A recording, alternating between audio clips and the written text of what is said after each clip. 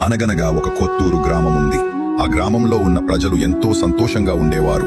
కానీ జనాభా తక్కువ, కానీ భయంకరమైన పేరు ఉంది. ప్రతి సంవత్సరం మార్చి 13 రాత్రి ఒకరు కనపడకుండా పోతారు. ఎవ్వరూ కారణం చెప్పలేరు, ఎవ్వరూ మాట్లాడాలనుకోరు.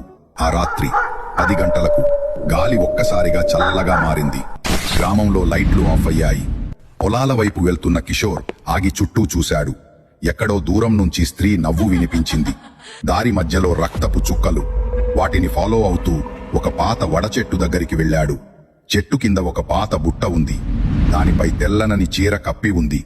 అతను దగ్గరగా వెళ్లి ఆ చీర లేపబోతే వెనుక నుంచి ఎవరో మెల్లగా పిలిచారు, కిషోర్, తిరిగి చూడు. అతను తిరిగి చూసేసరికి ఒక స్త్రీ నిలబడి ఉంది. కాని ఆమెకు నీడ లేదు. కిషోర్ కేక వేశాడు. గ్రామమంతా ఆ స్వరం వినిపించింది, కాని ఎవరూ బయటికి రాలేదు. తరువాతి రోజు ఉదయం చెట్టు కింద ఒక చెప్పు మాత్రమే దొరికింది, మరియు బుట్టలో ఒక కొత్త ఫోటో. దానిలో కిషోర్ ముఖం, మిస్ అయిన వాళ్ల ఆత్మలు. గ్రామంలో ఏమీ జరుగుతుందో, ఆ చెట్టు రహస్యం ఏమిటో తెలుసుకోవాలి అని ఉంటే పార్ట్ 2 అని కామెంట్ చేయండి. అలాగే ఒక లైక్ అండ్ సబ్స్క్రైబ్ చేసుకోండి.